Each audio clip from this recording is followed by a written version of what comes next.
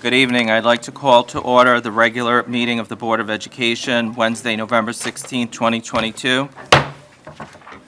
Please rise for the Pledge of Allegiance. Pledge allegiance to the flag of the United States of America and to the republic for which it stands, one nation, under God, indivisible, with liberty and justice for all.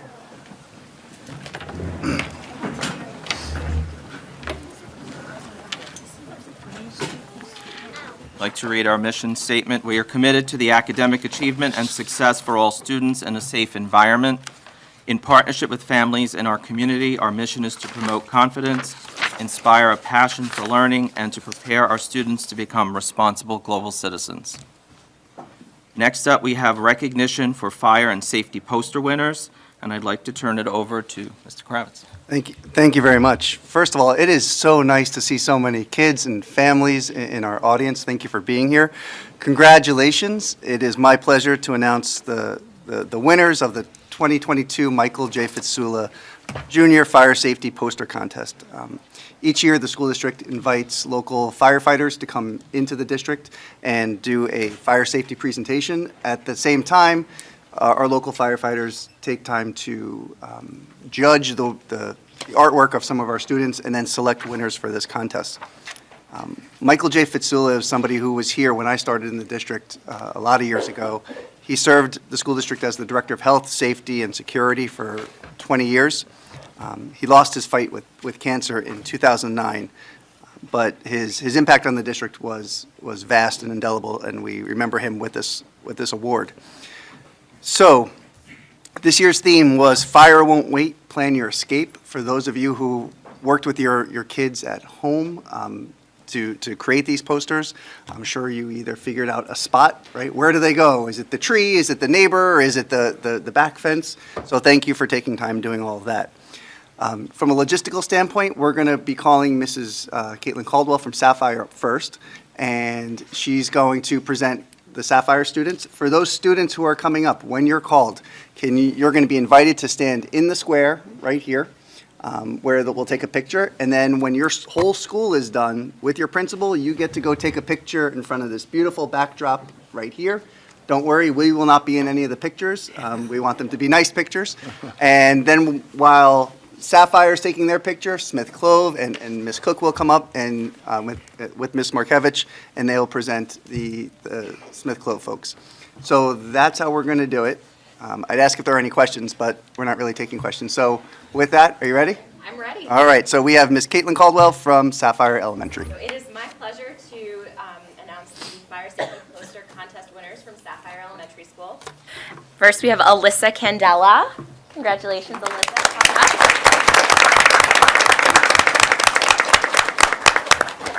Stand right over there, okay, sweetie. Got it. Good job. Alyssa, this is really important because you're the first one in the square, so everyone's going to follow your lead. I would also like to welcome and congratulate Xavier Jermosin. You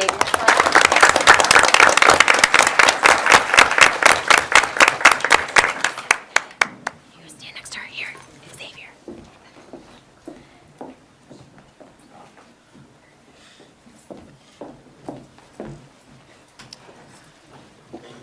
We also congratulate Jacob Habib. I don't think Jacob was able to be with us this evening, but congratulations also to Chloe Mantuck.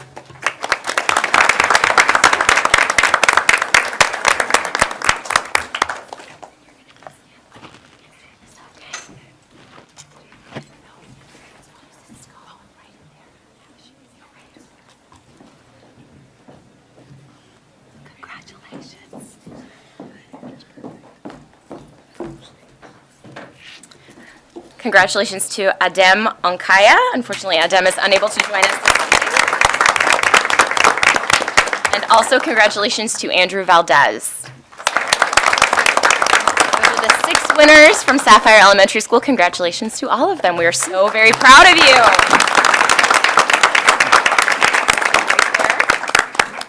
Yeah?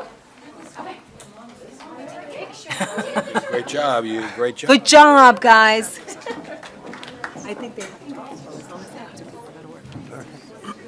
Okay, and next up, we have Miss Cook and, nope.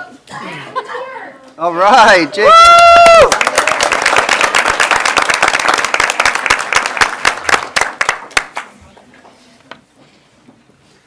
All right, and next up, we have Miss Cook and Miss Markevich from Smith Clove Elementary. All right, thank you. We are very proud of our Smith Clovers. We have kindergarten, first grade, and special education representatives tonight. Our first award recipient is Chelsea Correa.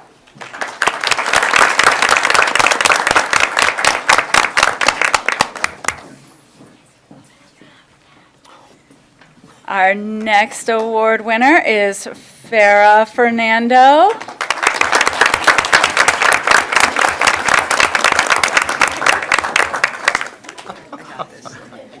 And then Caden Freely.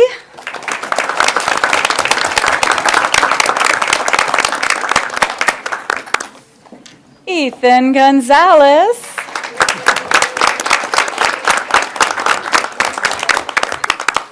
Ardith Joy.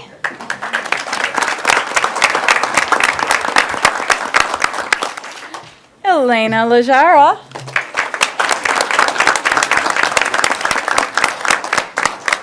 Nala Marta.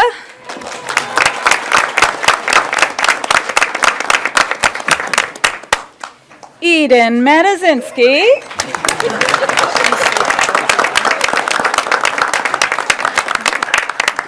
I don't think I saw Joshua Maynard here tonight, but also Dominic Morell is here with a nice new haircut.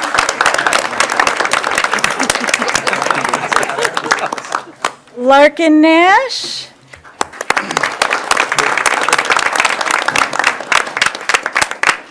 And Athena Xavier.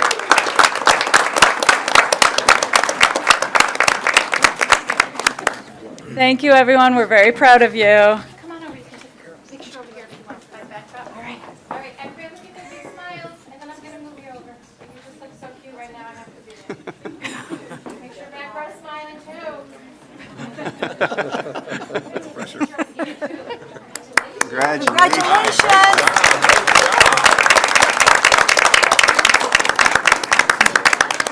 Okay, congratulations. Now we have Central Valley. We have Dr. Alt and Mr. Barone.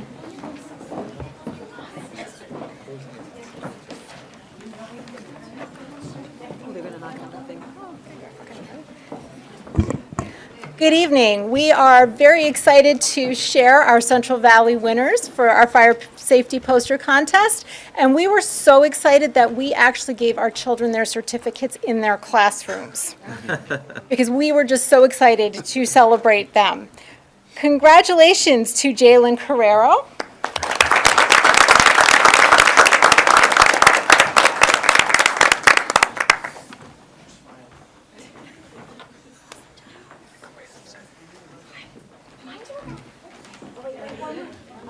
Congratulations, Kira Henderson.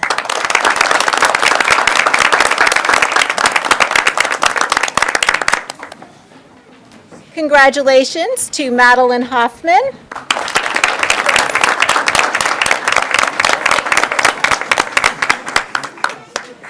And congratulations, Juliana Ferrara.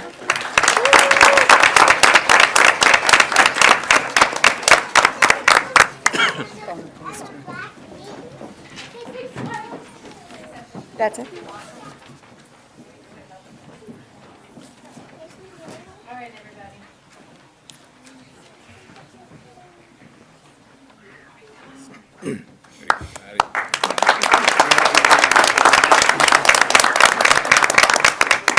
Okay, and next up, we have North Main. We have Mr. Cotto and Mr. Davis. You can clap for them, too.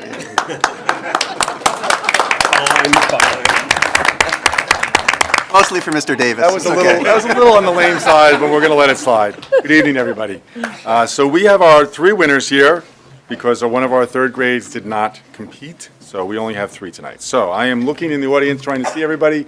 Not sure because people came in, but I have, our first winner is Angie Miranda Duarte. Is Angie here? I didn't see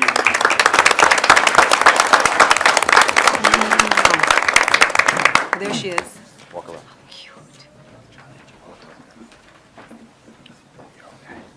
And then we have Christopher Cuevas Garcia. Christopher's here too.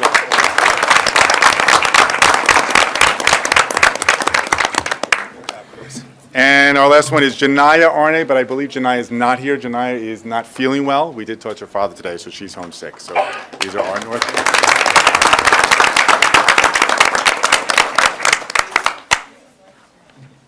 Mrs. Spendley, are the students' pictures going to be on the website? I was asked. Oh, yes, they will. They will be on our website. Nice. Congratulations. Great job. And before we have Pine Tree Elementary, just so everyone knows, all the parents who are here afterwards, after Pine Tree is called, at some point, our Board of Ed President, Mr. Ciariello, will let everybody who was taking pictures and who was here for the fire safety poster contest, he's going to let you all leave. Unless you really want to stay, and you're more than welcome. It's going to be a gripping meeting. Yes, and you will also get your posters back. Not tonight, though. No, we'll get them to you. So with that, you ready, Mr. Giudice? All right, come on up, Mr. Giudice and Mr. Martin. All right, thank you. Good evening, everybody. Our second grade winner for Fire Prevention Week poster, Katie Cueva. Congratulations, Katie. For third grade, Savannah Torres.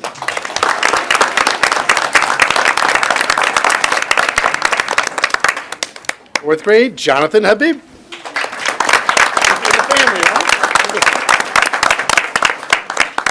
And our fifth grade winner is Ashley McHugh.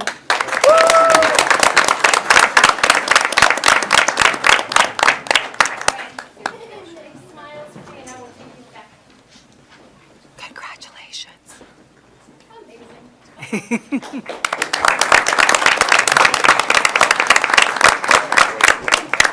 A big congratulations to all of our students. Thank you again to all of our families and our administrators and our local firefighters who helped make all this possible. Thank you. Thank you. Thank you. I want to congratulate all the winners, and at this time, we'll call for a 5-minute recess to allow the families to leave if they wish or stay if they wish.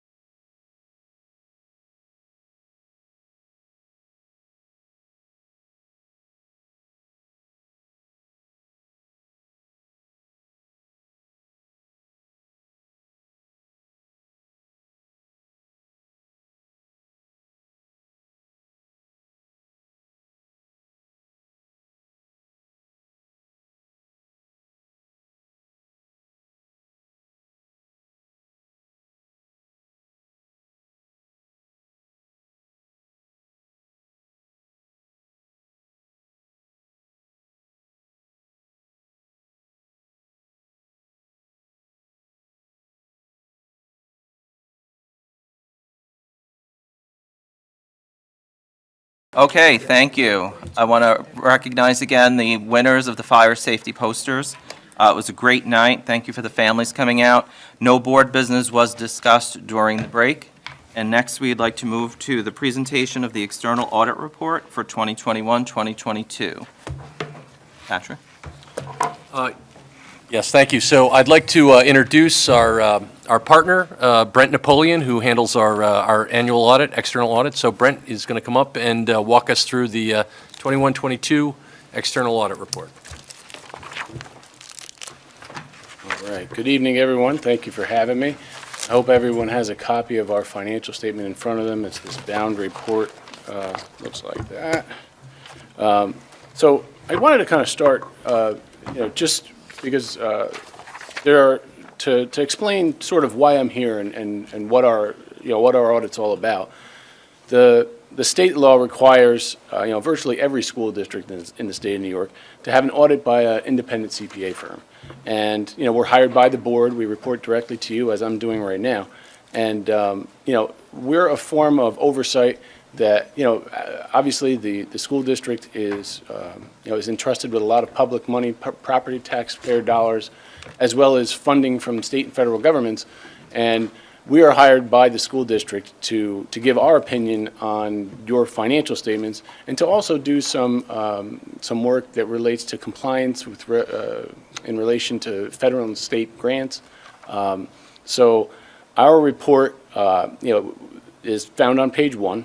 It's an unmodified opinion, which is the best opinion the school district can get. Basically means that, in our opinion, your financial statements are presented fairly in all material respects. The results of the operations, the balances and everything, that they are materially correct. So again, that's the best opinion we can give. The letter goes on to describe some of the management's responsibilities and our responsibilities. But I'm not going to go through the whole letter, but just to give you some ideas, on the second page it talks about what our responsibilities are. So they include things like identifying and assessing the risks of material misstatements in the financial statements. We're required to obtain reasonable assurance, not absolute assurance, that because in order to do that, we'd have to look at every single transaction the school does. That's not practical. So, but reasonable assurance is still a very high level of assurance that the financial statements are not materially misstated. We have to obtain an understanding of the school district's internal controls. We evaluate the appropriateness of the accounting policies. Again, all of this is to safeguard the public money and the government money that that the school district receives and spends each year. So that's our opinion. I'd like to move to page 21 of the financial statements, which is sort of the results of the operations of the school district for the year.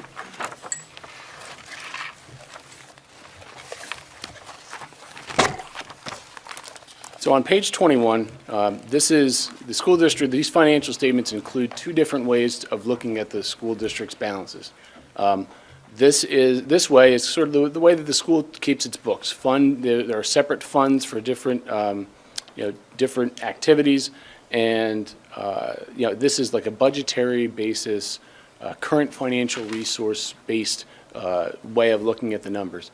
I'll talk briefly about the other way of doing it, which is more like a business where you have like long-term liabilities and fixed assets and a lot of estimates of long-term things that that are not as relevant to the budget. But typically, when the school is in, when the board's in session, when the taxpayer sees a budget, this this report here, particularly the general fund, talks, is in that way of looking at the district's finances. So on page 21, the first column, general fund, a few lines up from the bottom there, net change in fund balances, $5 million, about $5,600,000 surplus this year. Again, to put that in a little context, the school's budget's about $190 million. So there is a surplus there of about $5.6 million, and so where did that surplus kind of come from? There are a couple lines up from that. You'll notice $5.5 million which is money that the district received under the Carissa Act, which is the second of the 3 acts that were passed by the federal government to provide funding for school districts for COVID. So the school district used that money to prevent COVID from spreading, to prepare their classrooms to deal with COVID. Again, this was that particular amount is the second part of the act. The district also spent some money that was under the American Rescue Plan. They're going to continue to do that here in the upcoming year, but quite a bit of federal money related to COVID has come to all governments in response to COVID, and the district is no different. But that money, of course, is kind of a one-time. Obviously, that act isn't going to happen again next year. So if not for that $5.5 million, the district's results of operations in its general fund would have been about break even. The other funds that are shown here, special aid fund is used to account for like reimbursement-based grants. As you spend the money, you record the revenue. So the bottom line of that one is typically 0, and it's 0 again here this year.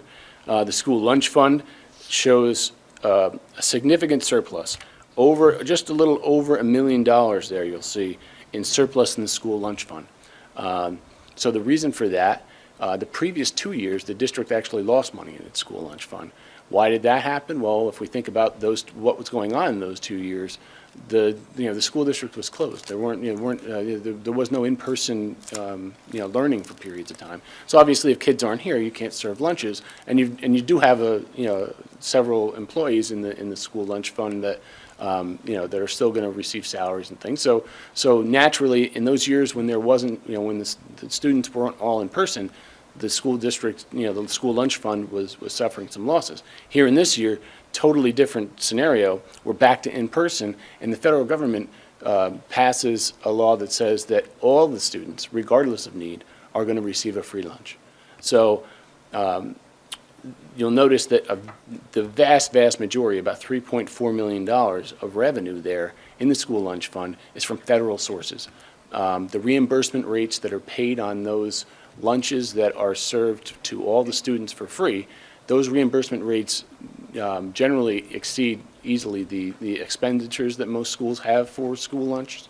Our audits of all of the other districts, near you and around you, many of them saw the same, if not all, saw the same sort of results of operations this year. That because of that program, they had a surplus.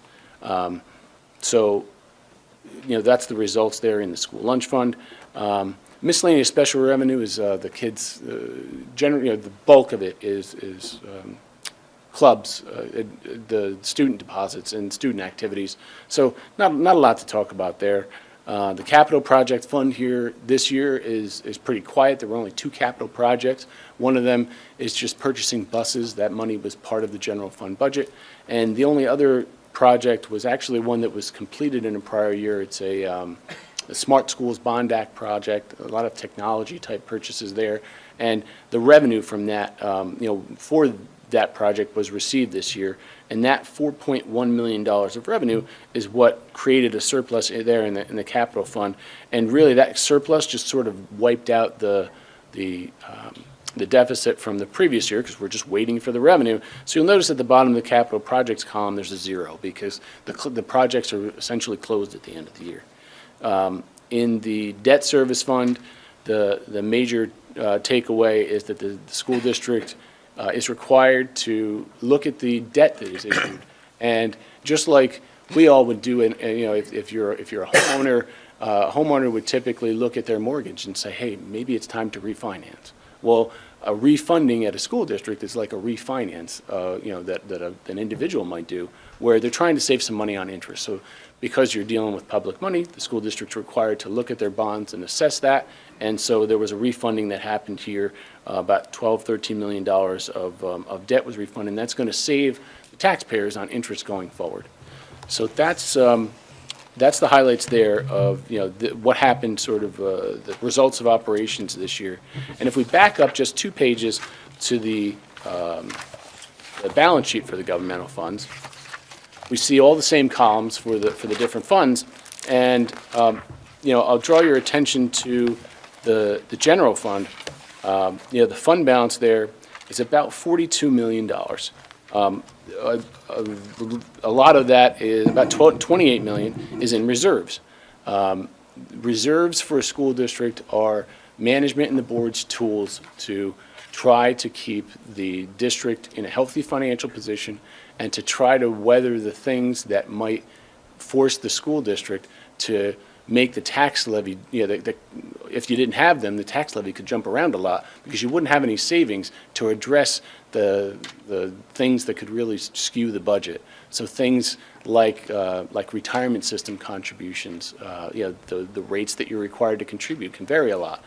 If you save during the years when the rates are low, and then when the rates jump up, you can keep the tax levy nice and even, and as a taxpayer, you don't want to see a huge swing in your tax bill. So again, that fund balance is essential to making sure that the district is in a good financial position. And also, I'd like to note that fund balance has grown consistently over the last 5 years in a way that puts the district in a very good financial position.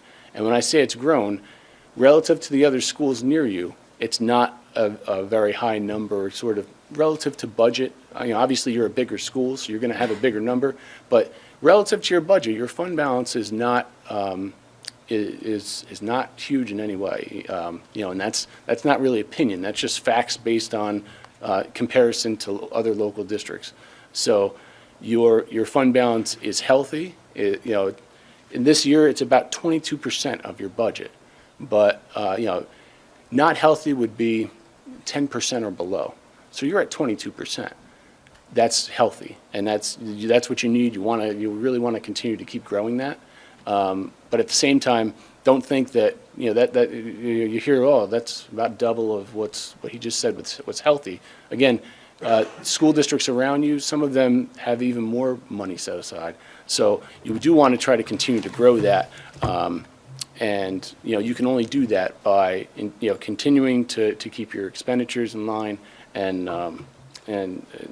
manage the finances properly. You've done a great job of that over the last few years.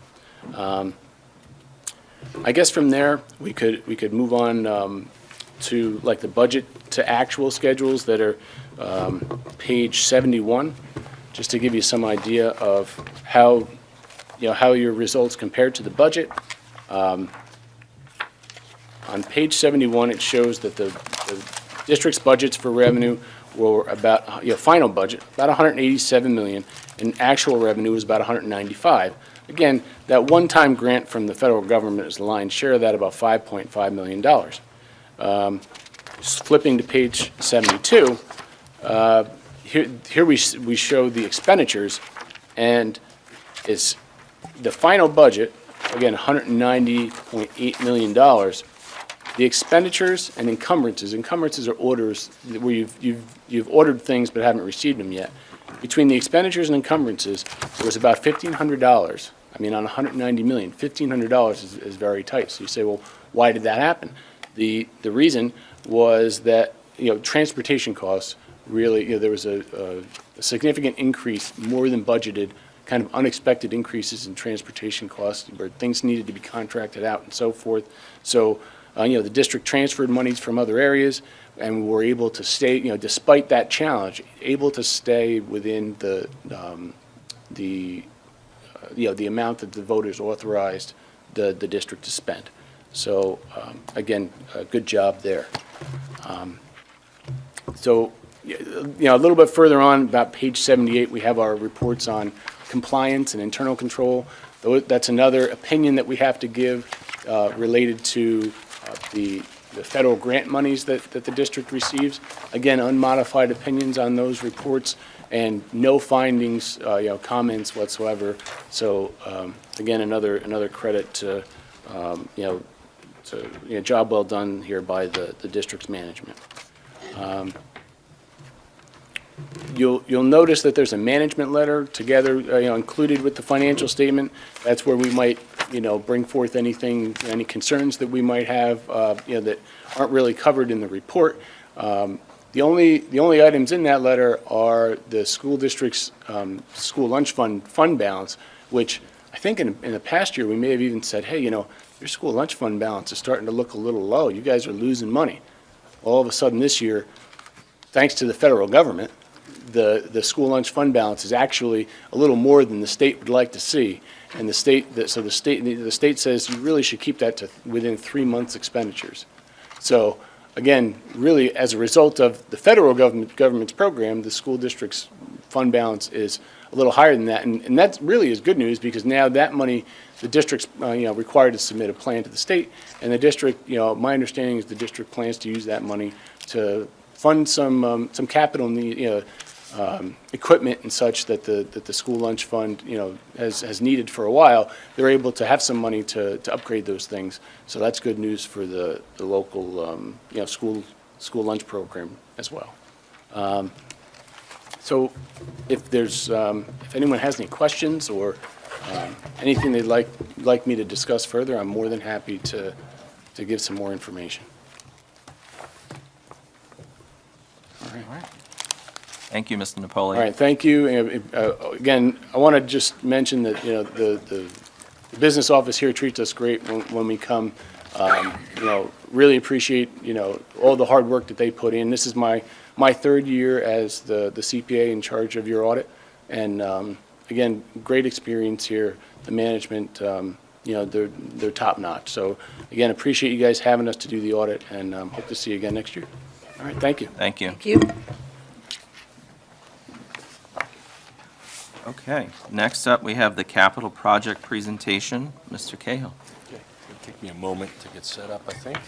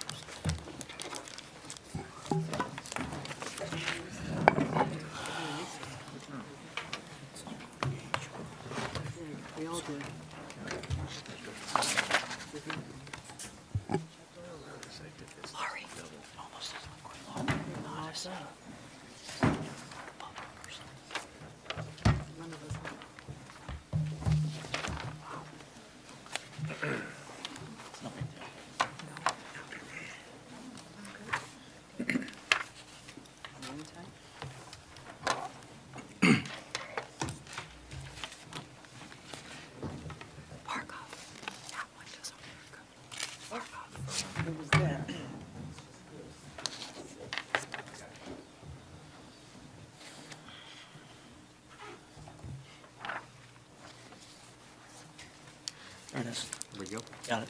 You got it, Barbara. No, but it's here. We don't see it here.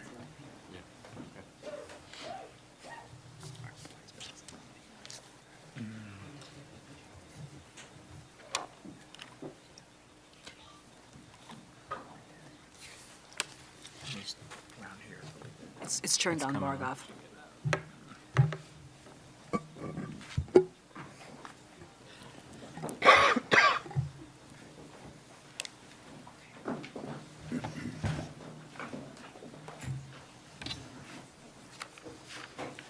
Is it on the television? Now.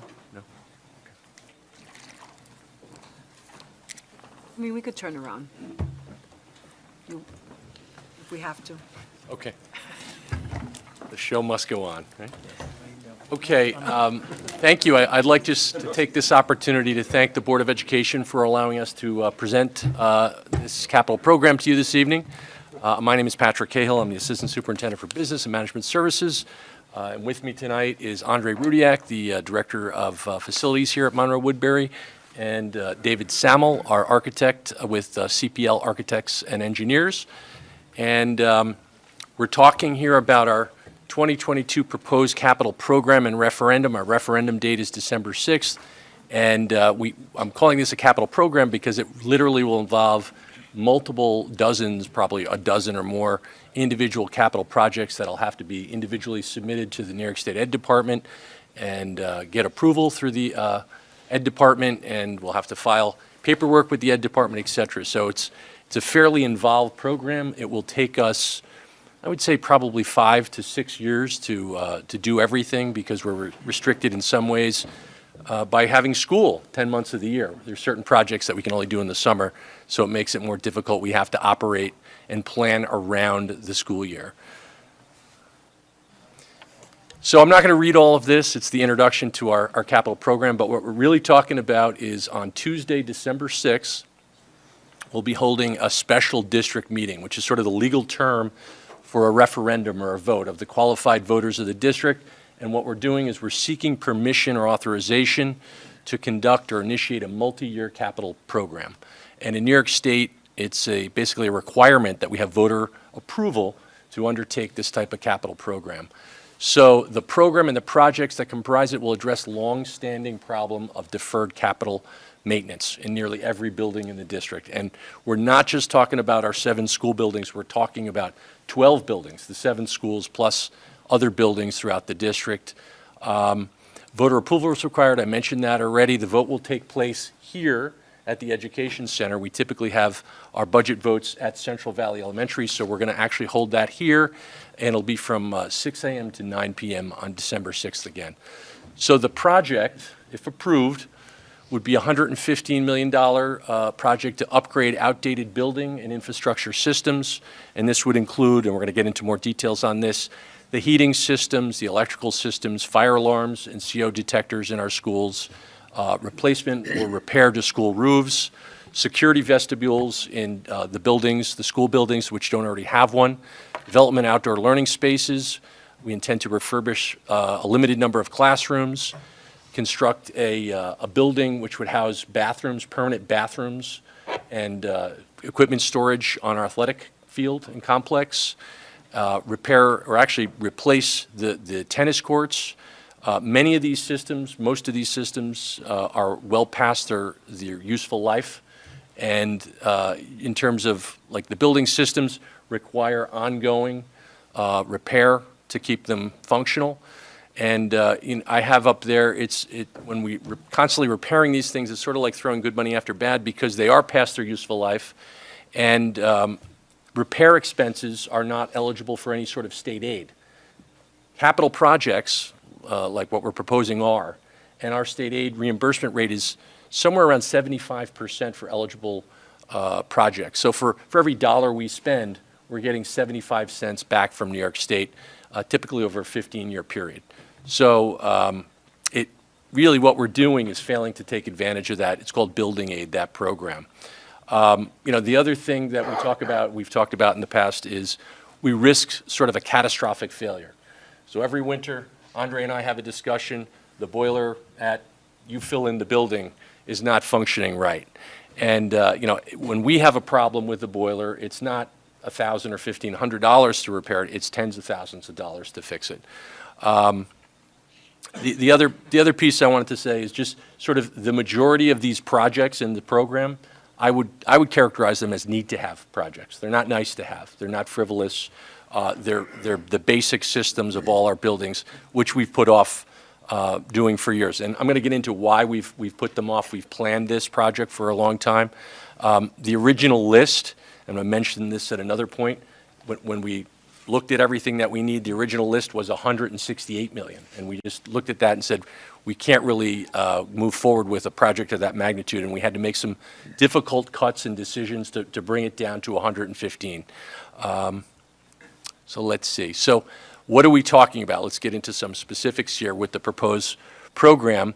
So how did we come up with this? The scope development, that's what we call this, is based on a building condition survey or multiple building condition surveys that we've conducted. And school districts in New York State are required to do a building condition survey every 5 years. And it's essentially, we hire a firm like CPL. We go around the district, we look at our facilities and say, oh, this needs to be fixed, we should replace that. And we basically come up with a list, and we submit that to New York State. New York State uses that as well for their planning purposes for building aid. But we also had meetings with building principals and administrators, directors, and staff, and we turned to our Buildings and Grounds Department, and because they have knowledge of and experience with our buildings, and said, they know about what are the systems that are failing, what are the areas that are problematic, and like I said, we came up with $168 million list. We also engaged the Palumbo Group. Lou Rodriguez and Scott Butler are here in the audience. They're with the Palumbo Group and CPL to help us with cost estimation and to seek their guidance in putting this plan together. So as I said, we had to trim that list down, that $168 million list, down to a more manageable level. And we did that by using some guiding principles that we had established.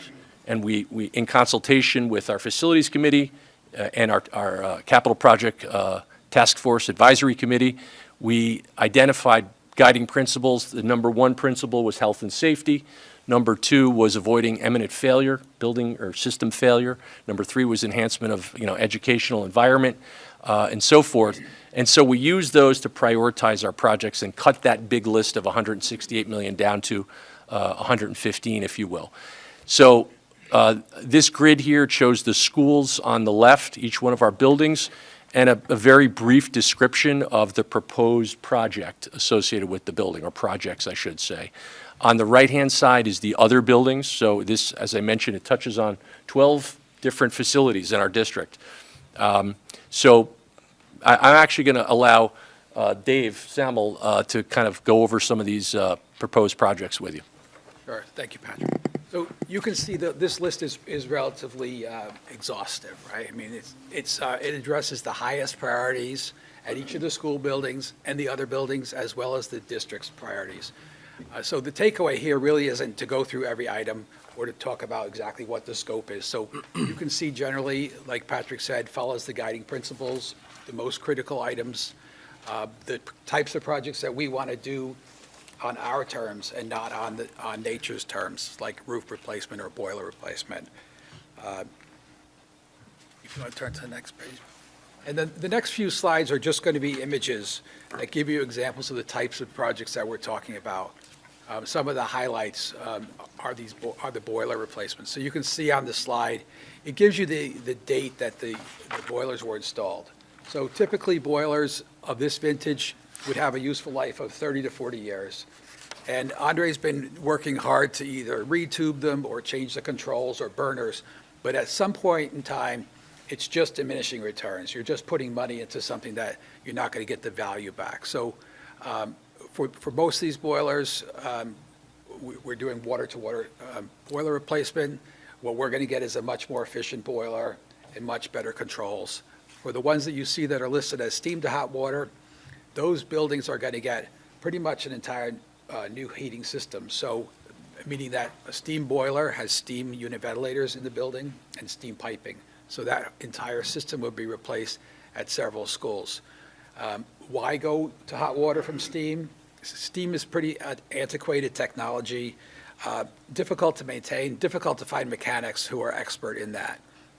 You probably have an advantage because you have several steam systems here, so you probably have a couple of good mechanics, but as they age out, you'll have trouble finding them.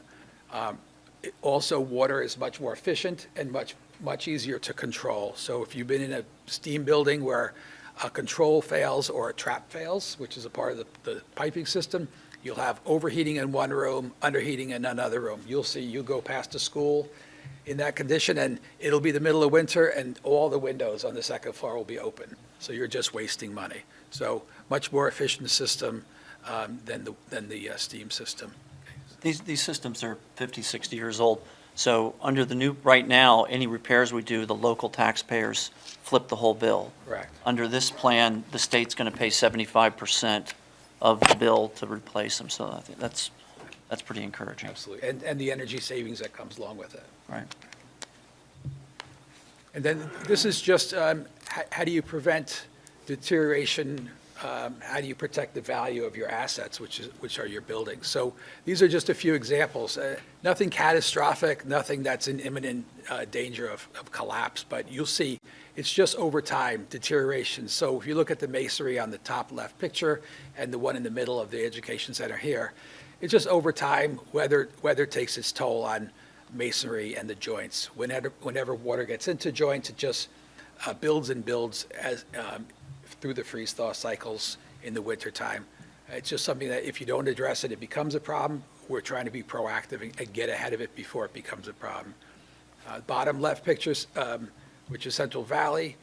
I mean, these panels, and this is just my speculation, and I've been through situations like this. So in the 70s, when we went through the energy crisis, I would bet that behind those cream-colored panels, they went right over the windows that were there. So they weren't really well-built, if that's what they are, and I think they are. We're gonna put it back to the way it was, because you can see it's deteriorating. You can look at the windowsill, you see the white, that's efflorescence underneath the window. That means water's getting in that wall and deteriorating that wall.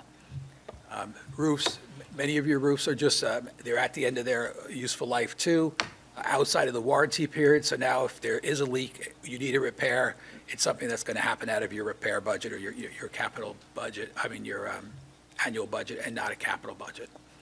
And the bottom picture is just a situation that happens at the loading dock. Again, just over time, some water infiltration. If we don't address it, it's just going to deteriorate further. And this slide is just some other catch-all. So you see at the top, there's a fuel tank that we're going to be addressing at the bus garage. We did talk about enhancing the facilities, and that's what the top slide, top right photos of the slide are. We're going to look to do some outdoor learning spaces to improve the quality of those spaces for the kids. And then you can see at the bottom just some other miscellaneous things that if we don't address them, broken glass block at CV, and a lot of the electrical systems that we're looking to upgrade are obsolete, past their useful life, very, very difficult to get parts to keep them going. Okay. Thanks, Dave. So why are we doing this now? We've said this in the past, and I've said this in the past. We sort of have this unique opportunity right now, and the opportunity has to do with the existing debt that the district has. And in the next 2 to 5 years, we will be essentially retiring. That means paying that off. And so this time frame enables us to basically reinvest in our buildings. Some of these projects, as I mentioned, have been deferred for years.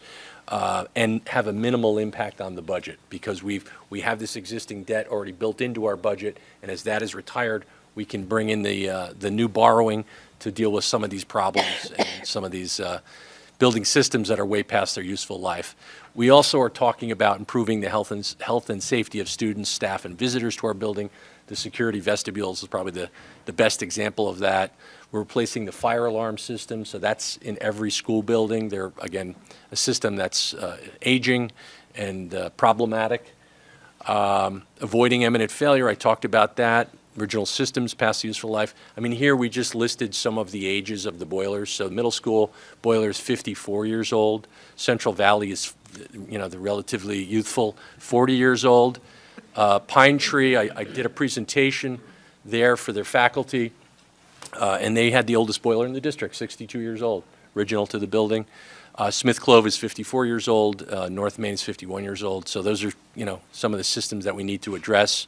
We talked about the improved reliability, lower maintenance costs, reduced energy consumption, improving the educational environment. That's super important, and we've put some money in to do classroom refurbishments and the new outdoor learning spaces.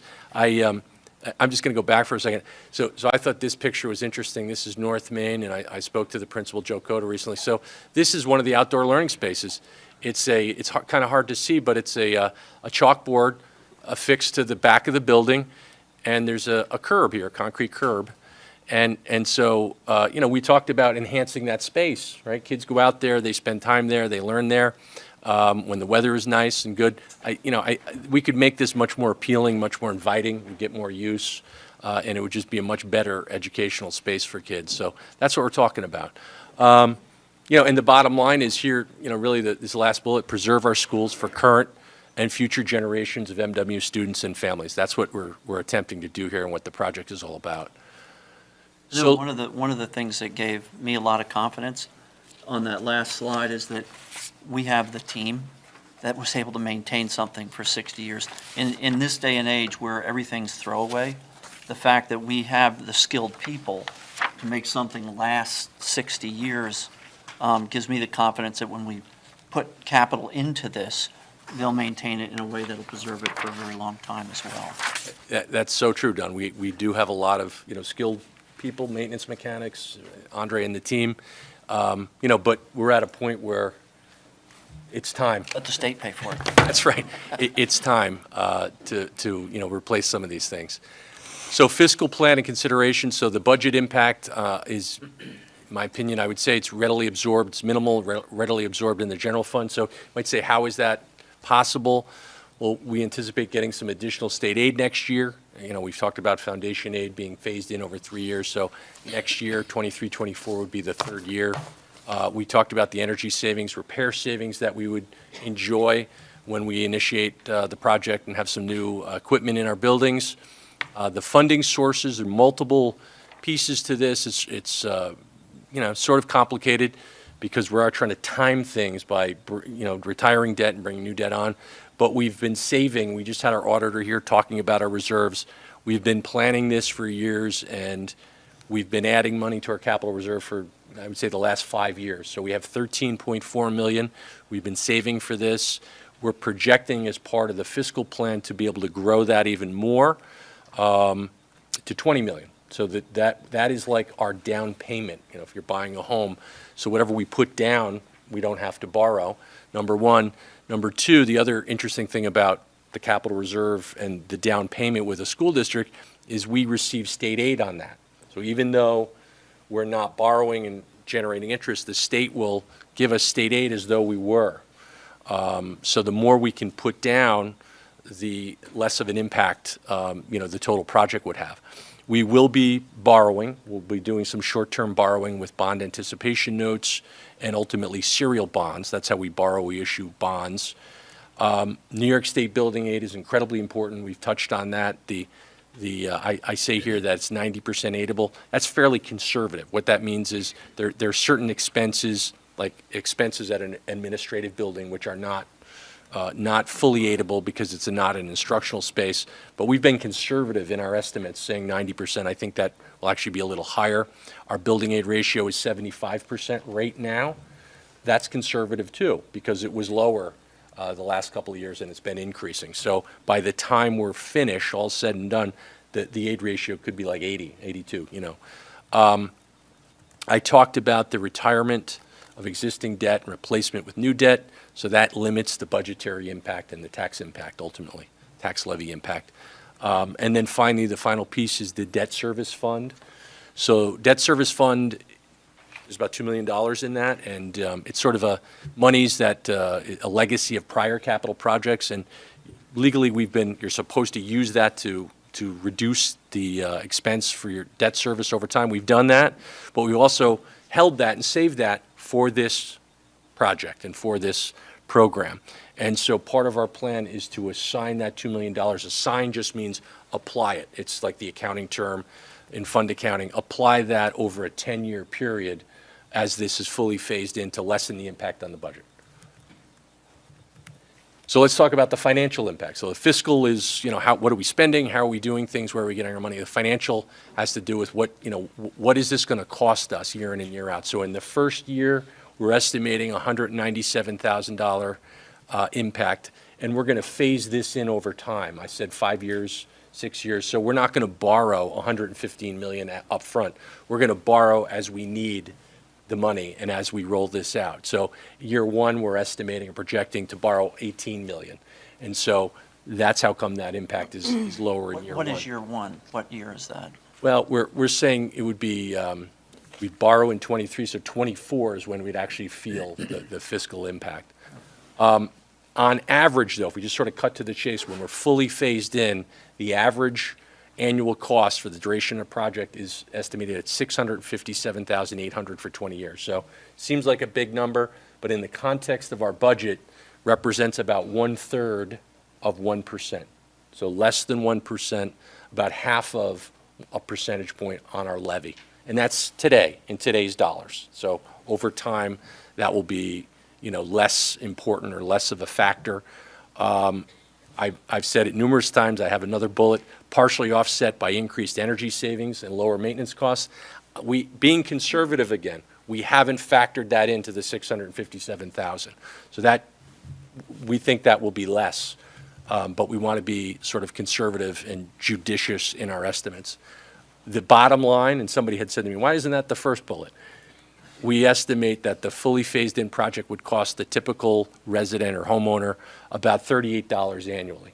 And that's a property with a market value of approximately $350,000. So, we looked at that. We looked at all types of residential property to come up with that value. But Patrick, your estimate there, that's assuming you're comparing apples to apples, but if you continue with the current systems, your expenses would be much greater because of the failures of the boilers and things Correct. of that nature. If we So- don't do anything, Right. that's true. Right, Those it could easily expenses be would that grow. much and some more. That's right. Right. The expenses would grow. That's true, Don. Okay, so, here we're just talking about the timeline and some certain milestones. We're basically at this public relations point. So, we had a start date, I put 10/27, because that's when we really started to ramp up our PR campaign. We've been talking about this, though, and planning this for a while. And the public relations would be ongoing, because we'll talk about this not only up to December 6th, but well after, to keep the public and the community informed about what's going on. The capital vote date is December 6th, Tuesday, December 6th. I was leery, and Dave and I discussed this, leery to start filling in some of these other steps, only because it really depends. It depends on SCD approvals. If New York State Ed Department, their facilities unit, reviews our plans and specifications and approves them, if they're slow, that can hold the whole thing up. So there's a lot of things that are outside of our control that go into this, but generally what would happen, we'd have the public approval if we get that. We would then immediately go into the design phase and the planning phase with CPL and the Palumbo Group to say, what do we want to do? What do we think we can do? If we want to do something, it might have to be something relatively simple and easy to do it for, say, summer of 2023.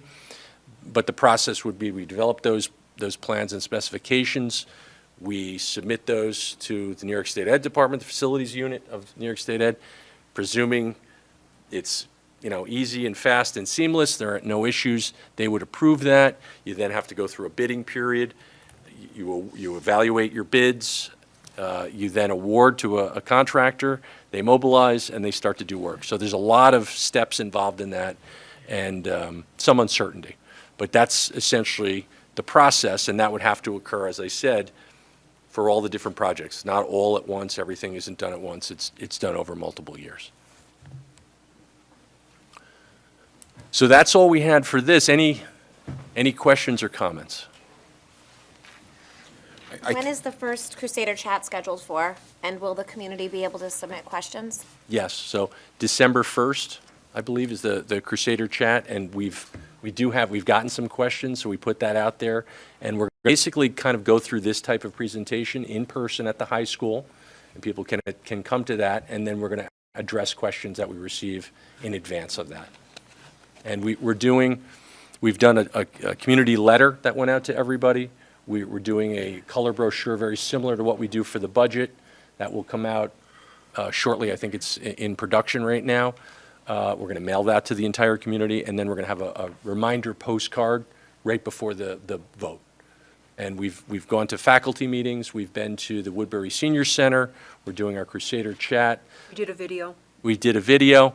I've reached out to community leaders, local municipal leaders, to see if, to kind of explain it to them and see if they're interested in us going to a town or village board meeting to talk about it. So we're open. We're trying to get the word out here. We want to be transparent and people to be informed about the project. And Taryn has has gone with Carol to senior centers, because we want to make sure that seniors who are not here or can't come and vote have an absentee ballot. So we've done that as well. Have any of the towns or village boards accepted you on any of the meetings? No. They've said, send us some materials. That not a lot of people come out necessarily to their meetings. But we've spoken to them and, shared the information, and they found that helpful. I think December 1st is also a parent-teacher night, so for the Crusader Chat, I just recommend that we, deconflict that.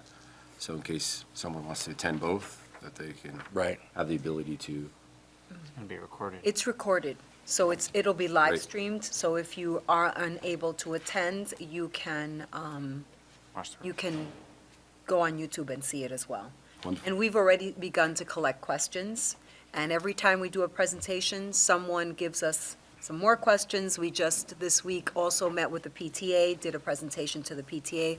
They had some very, very good questions as well. So every time we get the questions, we compile it, and that way, when we do the Crusader chat, we'll have questions that ahead of time to be able to answer them in detail. Wonderful.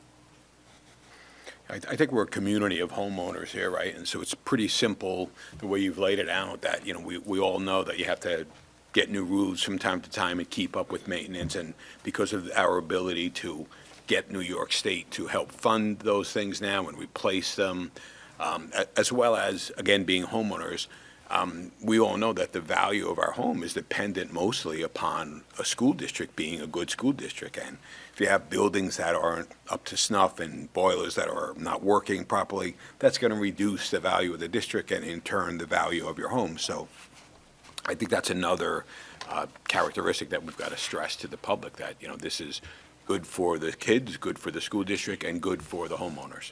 Good point, yes. Thank you. Well, if the boilers fail and we don't do anything, then we can't educate the kids, right? Because they can't go to the building.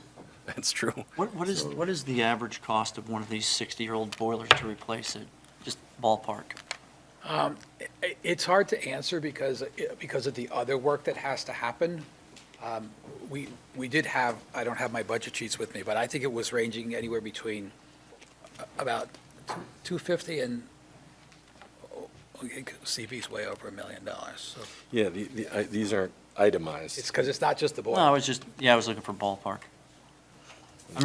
The reason why I asked the question is because if one of these has a catastrophic failure, I'm looking at just one boiler is going to put our tax hit way up there for the local people. Absolutely, right, absolutely. And then it would become an emergency. Yeah, and then it's all on the local taxpayers versus the state paying 75%. And the disruption of your educational Right. process. Right. Good. Any other questions? I want to thank you and the committee for, there was a lot of work that went behind this, a lot of building surveys, information, and then obviously the cutting of the budget or the ask from 168 to 115 took a lot of work and a lot of give and take. So we really appreciate the level of work that went into that, and just ask the taxpayers to get out and vote on December 6th. Thank you. Thank you. Thank you. Thank you.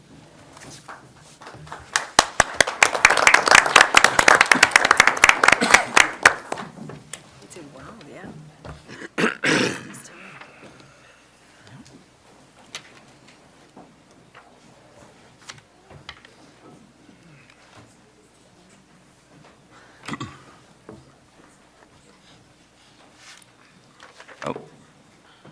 Okay, next up on the agenda is the approval of the revised agenda. Can I have a motion to approve the revised agenda? Motion.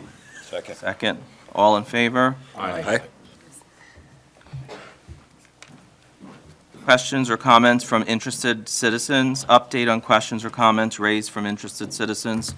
I do have a statement that I prepared that I'd like to read based on our last full board meeting. I want to thank the PTA for coming out to our last meeting and sharing their concerns. This board takes their concerns seriously. Although I cannot speak to specifics, we have since met as a board and some changes have been made. We did not set out to offend anyone, and I do apologize if anyone was offended or hurt by anything that was done. We know that the policies we set have a great impact on the school community. The new policy committee will not be further pursuing the policy in question at this time. If it is brought up again in the future, we will take all of your concerns into consideration.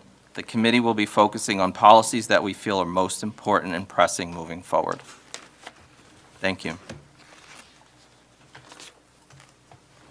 Questions or comments from interested citizens? We have none for this evening. Approval of the minutes? May I have a motion? Motion. Second. Second. All in favor? Aye. Aye.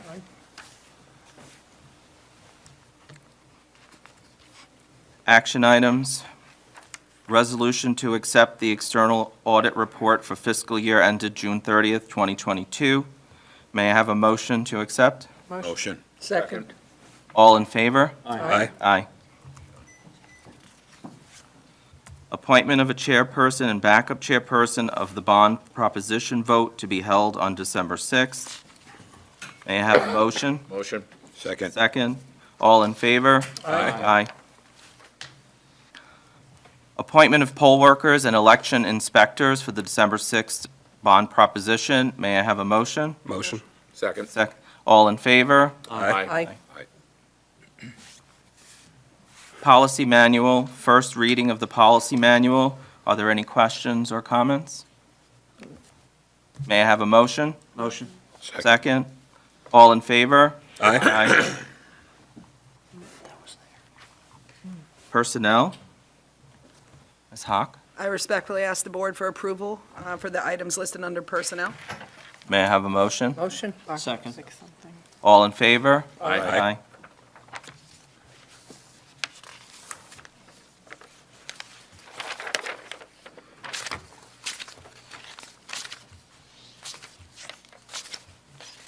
Sorry, I'm getting there, just a number of pages. I have the detailed agenda, Oh, the trees, oh, the trees. yes. Okay. Business and financial. Mr. Cahill. So I also respectfully request the approval of the items under the business and financial section, and I think it's 13.1 through 13.7. I have a question. I have a question also. 13.8. It was 13.8. Sure.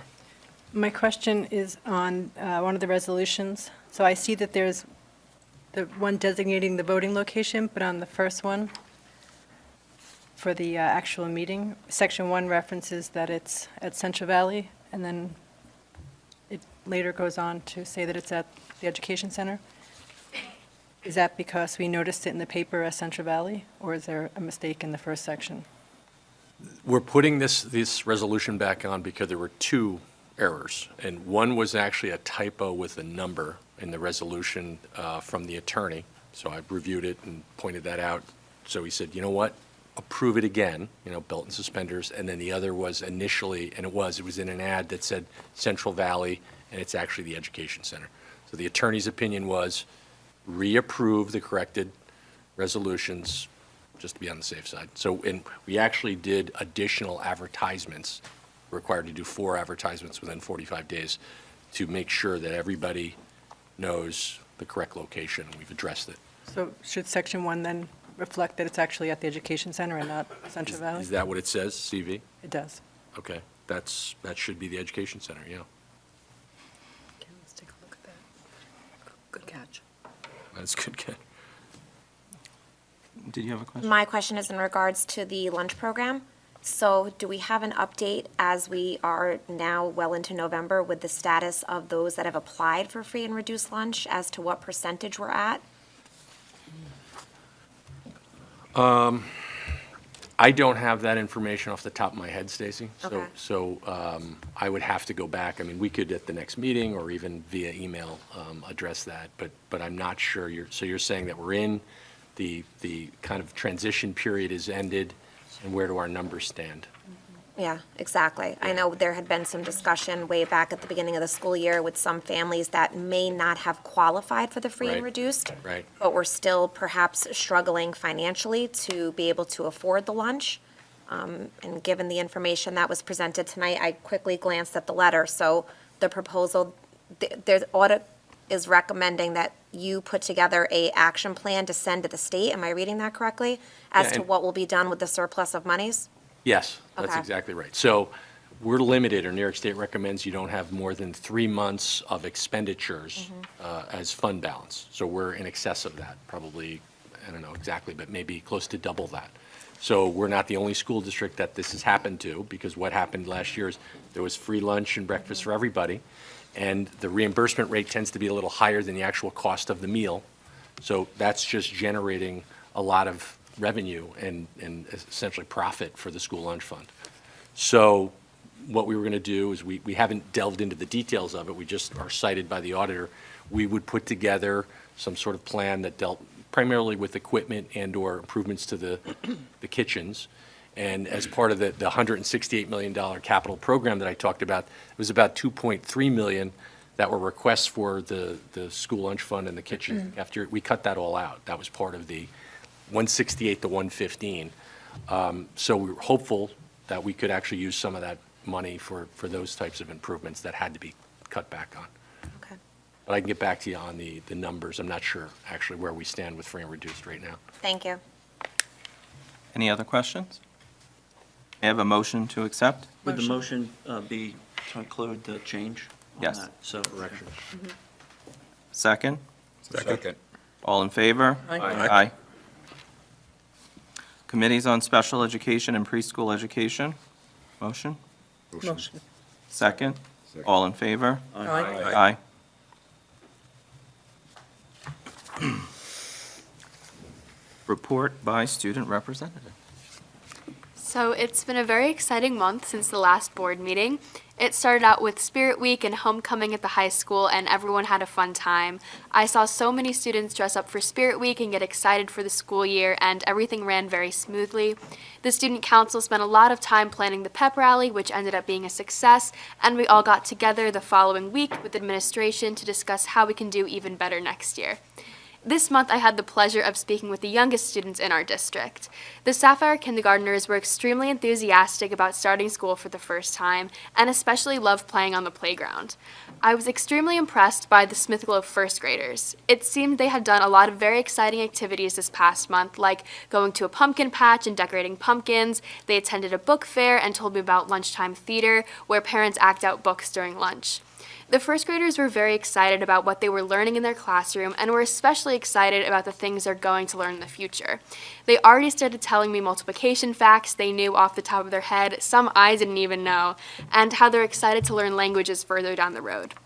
They told me about how the Kids in the Block puppet show some of the high schoolers put on for them, and you could really see how they were using the message of kindness and sharing in their lives.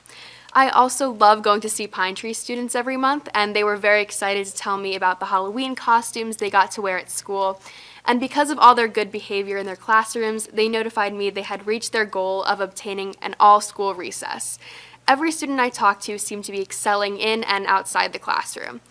In the high school, I have started sending out forms and surveys to students to discuss the results with the high school administration sometime soon so that I can better represent the views within the school. Something exciting that happened in the high school today was the Youth and Government Club hosting a town hall with Senator Skoufis, so we had a huge turnout of civically engaged students and students looking to complete government class requirements. So all of the schools I visited had a great month, and I look forward to visiting the middle school students tomorrow. Thank you. Thank you. Great report. Reports by Board of Education committees. I'll go over audit. We had the audit presentation for the 2022 audit. Just before here at 5 p.m., we had no concerns. They did a really great job, and things can continue to move forward in a robust fashion. So we had no concerns during the audit review. I'll go for visitation, or Yeah. you want to go ahead? Policy, I'll do policy. Oh, do policy. Okay, so the policy committee met on November 10th to discuss the policy that was brought up for the first reading tonight, which is policy number 7132, which deals with the admission of non-resident students. And after a great deal of discussion, we decided to make some changes to that policy to address students who have moved out of the district during the school year. And we decided that it would be fiscally responsible to allow students whose families leave the district in their senior year, if they've finished the first semester, to remain in the district, providing they pay non-resident tuition. Thank you. Our next meeting is December 12th at 8 a.m. at the Ed Center. Okay, Dan? Visitation went to 2 locations this past cycle. First, we went to the middle school. Middle school, the pool has been updated. We had been having problems in the past, but now it's been completely retiled, repainted, new signage in the pool area, and they're looking to update the bleachers for better seating. They've installed additional cameras for security, and they're working towards completing the push locks for all classroom doors for increased safety. The library also has additional flexible seating, which is really good for education for both students working on their own or for small group instruction. They're looking forward to hopefully getting the capital improvement project passed through for HVAC improvements, as well as roof, fire alarms, and keyed entry for some exterior doors. The second place that we headed over to was Pine Tree.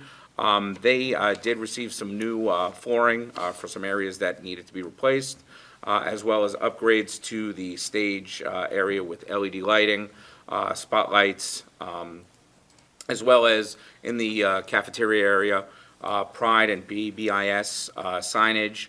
One issue that needs to be addressed is the roof. During heavy rains does tend to leak, as do a lot of the roofs that are flat throughout the district. Again, hopefully with the passing of the capital budget in December, that could be taken care of more towards the beginning. We're waiting on proofs for the outdoor field signage. I don't know if that has come through yet, but I know that Patrick had said that we would probably be looking to do it for spring, since the winter, most people are not outside. And also with the consideration of the outdoor structure that might be going in, depending on the capital project, I would assume that needs to be added as well. So do the signs once, do them right. Other than that, our next meeting is going to be on December 13th, I believe at Smith Clove with Mr. Cotto and Mr. Davis. Any questions? Thank you. What did I say, Smith Clove? My apologies. North Main.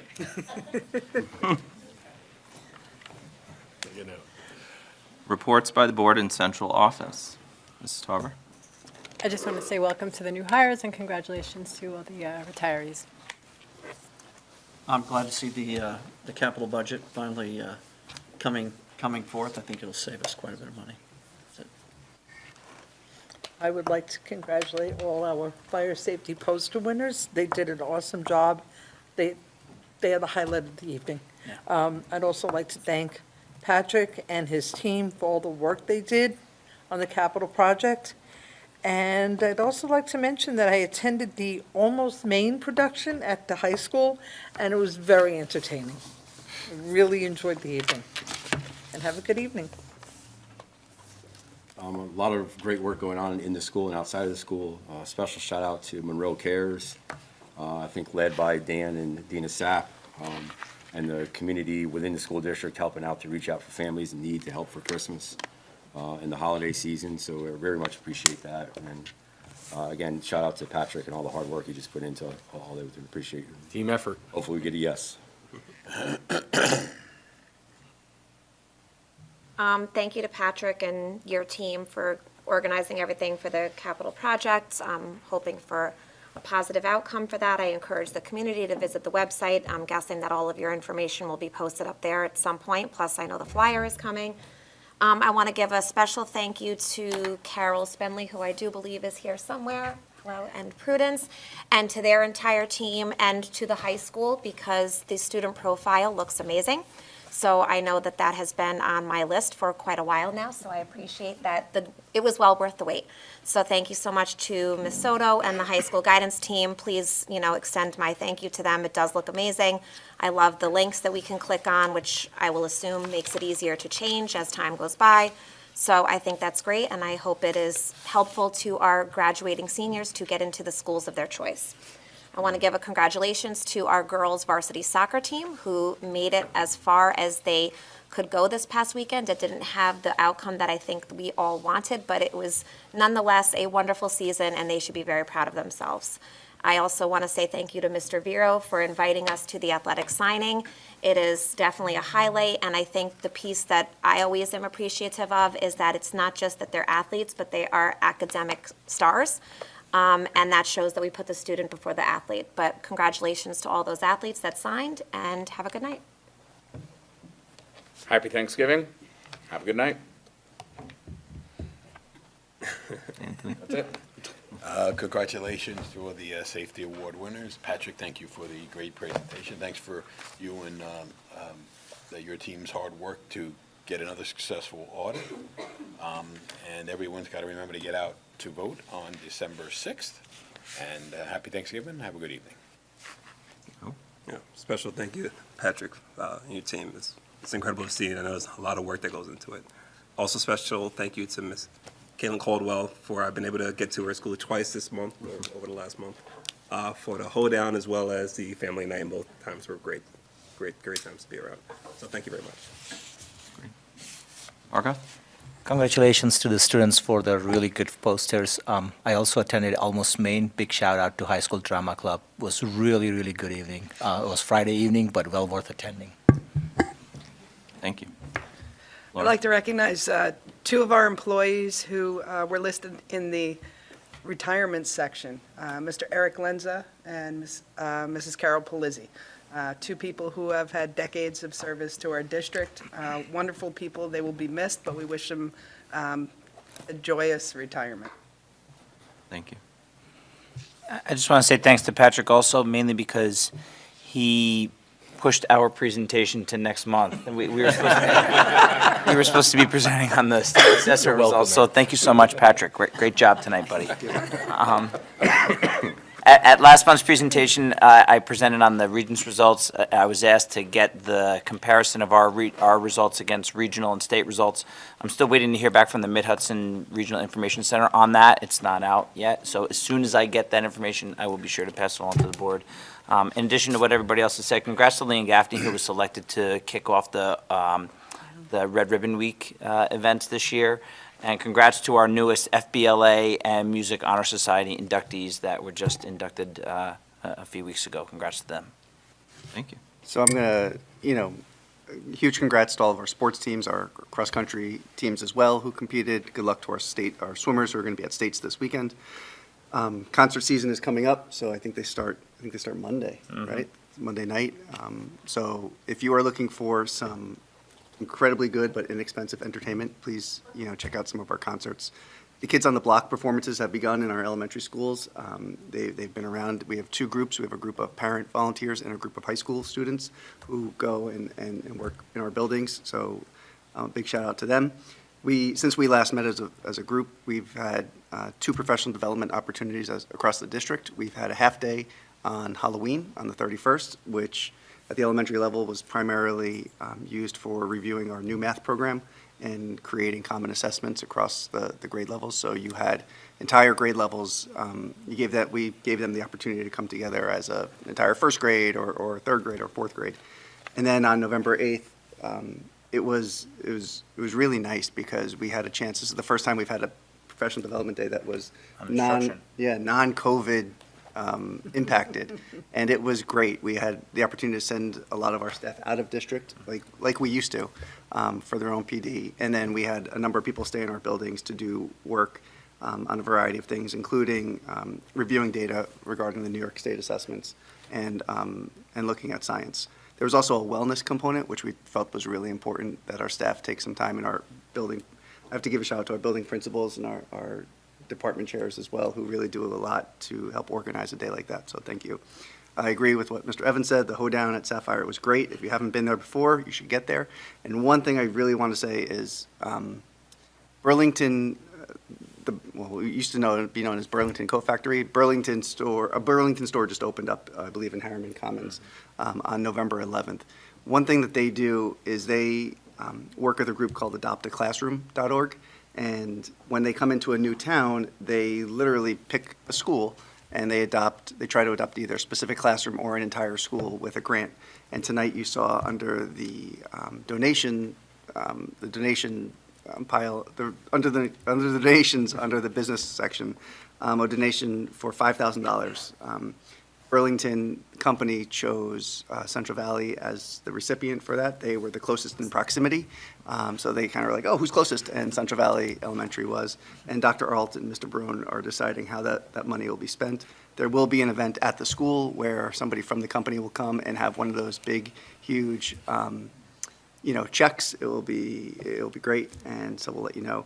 We have a lot to be thankful for. So similar to what Dan said, happy Thanksgiving. Thanks. Thank you. So is this what happens in curriculum? You talk a lot longer than you used to? I gotta tell you, I've been shackled for the last 5.5 years, so I'm just kidding. No, it is. My time. That's it. Not unchanged. It's great. It's gonna be a Much moment. more exciting on the instructional side. It's different. Yeah. So I'll shorten it next. No. Patrick? Okay, so I'll keep it short. So I'd just like to acknowledge and thank a couple of people who made a donation to the district. Melinda Godsey for a $100 donation to the Inspire Success Alumni Scholarship Fund, and Kevin Trimble for another $100 donation to Inspire Success Alumni Scholarship Fund. Thank you for thinking of Monroe-Woodbury. I'd like to just sort of thank the business office and thank our Director of Accounting, Tanya Mulrad, for all the work that went into the audit report and our annual audit. They do a great job. It's a team effort, and, they're doing the lion's share of the heavy lifting when it's related to the audit and the audit report that you accepted tonight. And I hope everyone has a nice evening. Thank you. You're welcome, Jen. Congratulations to all the fire safety poster winners, and happy Thanksgiving. If anybody is not going to be here on December 6th and they would like to get an absentee ballot application, please reach out to my office. I'd be more than happy to mail it out to you. Or if you're driving past, you can always pick one up right at the desk. Thank you. Great, thank you. Elsie? Congratulations to all of our fire safety poster winners. It really was a highlight. To Carol Polizzi and Eric Lenza, I had the opportunity to work with both of them. I wish them a happy and healthy retirement. And lastly, I want to congratulate Abigail Connolly, a senior who's enrolled in science research course that is offered at our high school through UAlbany. Today, she was awarded the ComSeas Research Award presented by the ComSeas Behavioral Health Organization. In addition to $500 check to further her research, Abby was offered a position as an interim with the organization following graduation to continue her research and work with the company to bring awareness to the struggles faced by veterans and members of the uniformed service each day. Abby has been researching how moral injury impacts psychogenic non-epileptic seizures. The acronym is PNES. She's a senior. In female U.S. combat veterans between the ages of 18 and 40. She is looking for participants to help her complete the study, specifically female combat veterans between the ages of 18 and 40. If anyone is interested in participating in her research, please contact her mentor at the high school, Mrs. Papulo, or go to our website and look for communications and send your name. Congratulations to Abby, and I want to wish everyone a healthy and happy Thanksgiving. Thank you. I want to thank Patrick and the entire team and committees and all those involved for that presentation tonight. A lot of work went in, and we saw it as it was growing and developing. The fire safety students was the highlight of the evening. Some of them were so excited, they ran up here. It was so great to see. I told Jamel I missed that with my kids being that age. Almost Main show was great. I'm going to put in a little plug that maybe some of this budget money could be used for some better audio-visual in some of these shows, but that's a different conversation for another day. But really great time. They do a great job. The arts are really important in our district, and I really fully support them. And last but not least, I just want to wish everyone a very happy, healthy Thanksgiving with your friends and family. Next up, may I have a motion to adjourn the public portion of the meeting and convene into an executive session for the purposes of discussing an employment agreement of a particular district employee? Motion. Second. All in favor? Aye. Aye. Thank you. That was good.